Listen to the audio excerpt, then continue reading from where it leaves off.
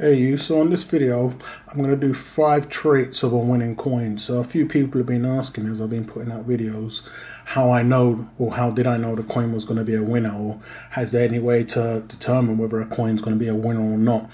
So I thought I'd give out a few tips that I use. There's a couple of traits that I look for in a coin or upcoming release and just put them out there, and so to help any other individual that was looking or was inquiring about how to gauge whether a coin is going to be a hit or a miss. So once again, it would be real great if anybody else could put down in the comments any traits that they look for, or characteristics or things in a coin that tells them it's going to be a hit or not. I mean, as many tips and traits as possible anybody can contribute would be fantastic. So on this video I'll mention a couple of things. One, you're going to have to do some groundwork. Whichever individual this applies to wants to get any kind of tips or traits or pick anything up, this one's going to require a lot of groundwork from yourself, in that there are going to be some things I mentioned, but you will also have to have common knowledge or previous knowledge of, and we'll break more into that as I go along. Also, on this video, none of us have a crystal ball, so we can't tell the future, so we only have the past to work with or to analyze. So with that, I'm going to move forward and basically do a lot of back and forward. So I'd say trait number 1. So tip number 1 for things that I look out for that gauge whether it's going to be a hit or a miss for me is the mint. So when I say the mint, it's going to be what mint do I know constantly produces the kind of coins that I like and the kind of coins that I've seen with fever, pitch, hype. So when I say mint, I would say whoever watching at time of watching, if you was to go back 12 months now, or even 48 months, what coins within the past, as we're analysing the past to help us get a good gauge of the future or upcoming release, what coins that have previously come out within, say, the past 12 months or 48 months that you can remember that have brought in a lot of hype. Either it was a great talking point, the coins were the talk of the town, or there was instant sellouts at the mint. Which coins or which mints can you remember from the past 12 months that have fit that criteria? So saying that, we know the usual suspects. So I was going to name a couple off of myself. I'd say in the past 12 to 48 months, straight off the bat, as I'm looking at one here, we're going to have the Peter Rabbit in the 2016, so that was from the Royal Mint. So that's what I'm touching upon. We can go by the recent release of the Swans, that was from Perth Mint. Now these are coins that I can go back on and analyze, and I can see that they done big things at the time that they was released.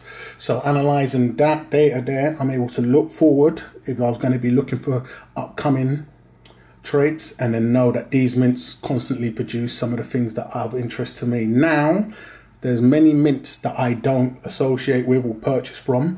Not saying that they're totally out, but these ones have caught my attention because they've gone to do greater things. So these, I've just named those as a few. It's all down to the individual. If you remember, you have to do your own groundwork also. So if you're looking for a couple of traits, we're going by past experiences, past coins. To name a few, we had the Dragon Phoenix coin that did big things. It was the talk of the town. Then we had the error and so forth. Not saying you can depend on an error, but I'm just looking at the mints that have been producing. We had the Queen Beast from the past 12 months. That was from the Royal Mint. So just marking down, I've done the Royal Mint. As of recent, I do know a mint I don't associate with the Royal Canadian Mint recently had a 150th anniversary, I believe, and they had a coin that instantly sold out. So I'm able to look at these previous experiences and then take that information and move forward, knowing that when these guys normally release something, it may be something that I may want to pay attention to. So going on to trait number 2, continuing on from trait number 1, it's going to be, you're going to be looking out for a coin that's gone on to be a secondary market powerhouse. So when I say that, you want a coin that was, when released from the mint, is now being sold for considerably much more than it was when it was released from the mint. Now, the better the coin, the sooner it can do that. So going off the top of my head again, looking at previous experiences, I would say, and this is a coin, in this video I'm going to be demonstrating some coins where I got it wrong, because if you're in this, it's a risky game, especially if you're looking for collector coins. You're going to have to be prepared to accept losses and then learn from them. That's the trial and error that we all go through in life. So I would say the recent release, the 2016 anniversary Sovereign, Now that's one I didn't get. Now I'll show you what happens when I do go back chasing with this as an example, but that is now on the secondary market and it seems to be selling very strong for considerably much more than it was sold by the mint. Now that is not just a fade, because there's some coins that do that and it's just due to the hype. Once again, pointing out another example, once the hype dies down, the prices die down. This coin seems to be going on for the long term and it's selling for a lot more, and that's the 2016 Royal Mint anniversary sovereign that I'm talking about, the proof sovereign. So you want to be looking, if you're analyzing previous coins, you want to be looking at a coin that is now selling on the secondary market for considerably more. So armed with that information, should that same mint come out with the same kind of coin again, or a coin similar to that coin with other characteristics matching that coin, well then that's going to be a coin that you'll want to pay attention to. So that's going to be trait number 2, looking out for previous coins that are now powerhouses on the secondary market, selling for a lot more than when they was released by the mint. So we're going to go into trait tip number 3, and that's going to be mintage. So mintage can play a massive factor when you're looking out for a winning coin. So the traits of a winning coin for me that I've seen is going to be a coin with a low mintage. Now, people may ask, what's a low mintage? For me, the ideal perfect mintage on, say, a gold coin was this. The mintage on this coin was 100. It was small enough and large enough that, whereas I thought it would have reached enough people, whereas I've seen coins that are not part of an ongoing series that have had smaller mintages, but I think that worked against them as counterproductive. It was too small. So if you're asking what's a small mintage, obviously you want the smaller the mintage, the better. But how do you know what is a small mintage? Now that's where you're going to have some prior knowledge and do a bit of ground homework yourself and figure out the mint in question, whichever that may be, and look for an example of when they've released something similar and maybe it's had a higher mintage. So an example here would be this Peter Rabbit coin. Now, as I've just mentioned, the 2016 done fantastic, and so by analysing the 2016, knowing that this one was coming out, here's a prime example of one where it wasn't a burn-in, but it wasn't as burning hot as the prior one. So with knowing all the information I knew of the 2016, I felt confident enough to go ahead and pick this one up. Now, I do love the 50p's, so I'm totally fine with that, but I would have loved for this one to do what the 2016 is doing.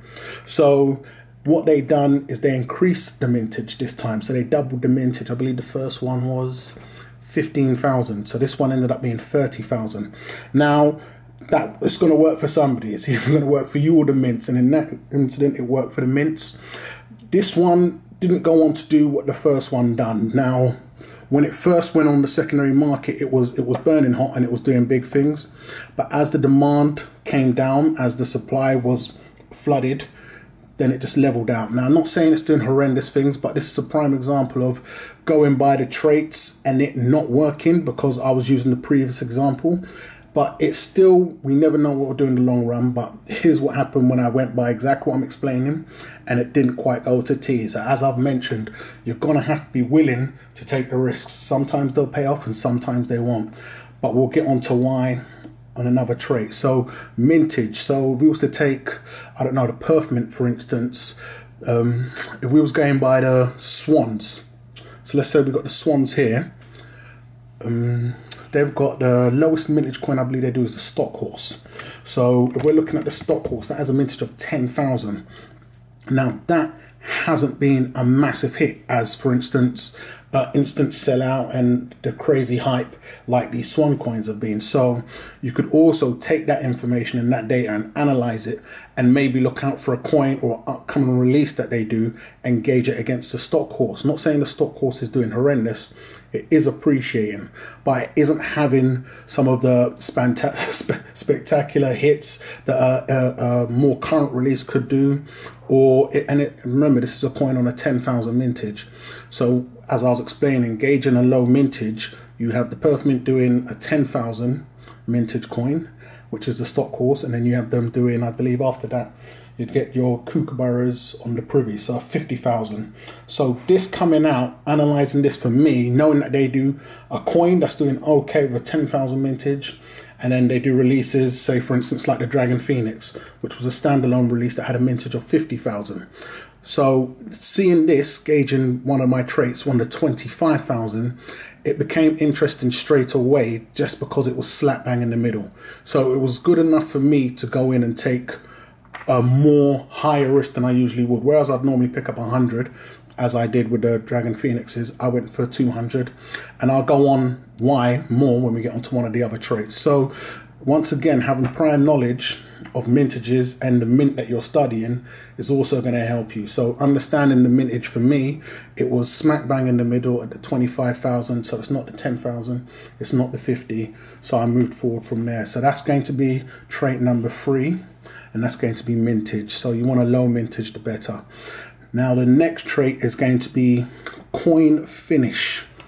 So when I say coin finish, using these as an example, you get the coins finishing in a whole range of finishes. So Brain Fog, I believe these are gilded coins. So you got the gilded finish, you've got the industry plush VIP proof, you've got the standard BU, and then you have your colorized. So it's a prime example here. So when I'm saying coin finish, we're going to go by these two more common ones here, and that's still going to be the proof and the BU. Now by default, the proof is the superior product. It's going to be the coin that's had a lot more lip service. It gets the VIP treatment, it gets wined and dined, it's pressed a lot more, and it's sold as a more of a luxury product. So straight off the bat, you would think that's going to be the best product to get. When I say a trait, you think it's going to be proof, you've got a winner, that's it, jump straight on it. And that's not the case. Now, this from my own personal experience that I've come to see for myself, you want to pay extra attention on an upcoming release, and especially if it's on a BU, because from what I've seen in my own experience, I've seen BU coins easily go on to outpace and outsell in terms of resale and go for a lot more. And the fact that you're getting in at a much lower level, paying for a BU than a proof, and then it's going on to sell more for a proof. So I tend to pay more attention. This has just been a recent change for me, so I'm constantly evolving. So this is not something I've been on. So this is all part of my trial and error as I'm stacking, picking up winners while I'm doing that part of my collecting.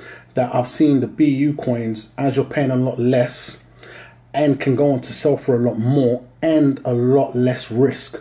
When we're talking about risk, both of these coins can spot up, but as you can see, the fields in the back here, if the spot comes up or shows up in any of the proof fields here, you're practically doomed. There's no way of masking that up.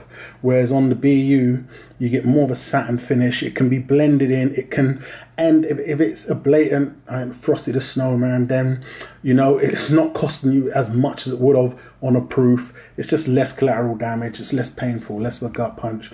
So I personally now look out more for BU winners than proofs, because proofs, by default, you could say no mint pushes these out, and this is a most important thing to remember. No mint pushes out coins and states that they're going to be a great investment. They produce coins for collectors, but that's not their main priority. They produce collector coins. They don't guarantee you or state that these are going to be a great investment. So that's all down to you to make your own pick. So when you're picking up a proof, it's advertised and packaged that it's on a low mintage. So you're supposed to make up your mind and understand that you're buying something with a lower mintage, a more fancier packaging. It's a coin that's had a lot more service. So you're to think or believe it's going to do a lot better. But from my own personal experience, I'm now seeing that BU coins can do a lot better and are a lot less riskier than proof coins. So when I say coin finish for trait number 4, it's all on the individual. But for me, I'm now personally focusing on BU winners or silent killers to be. So coin finish is going to be another big thing. Not saying that you don't have your antique coins that are coming out that are doing stunning releases. So you have a range of finishes. But personally, I've seen when they bring one out, not that they're charging small premium, but when they bring out a BU one, you get in at a lot lower level, and if it goes on to do great things, great things, you can end up selling it for a lot higher, or as high or even higher than you could have a proof coin. So that's going to be trait number 4, and that's going to be the coin finish. So that's that. And so last but not least, we're going to do trait number 5, and that's going to be design. So as obvious as it is, coin design is going to play a massive factor in whether the coin is going to be a massive hit or a starter or a dud.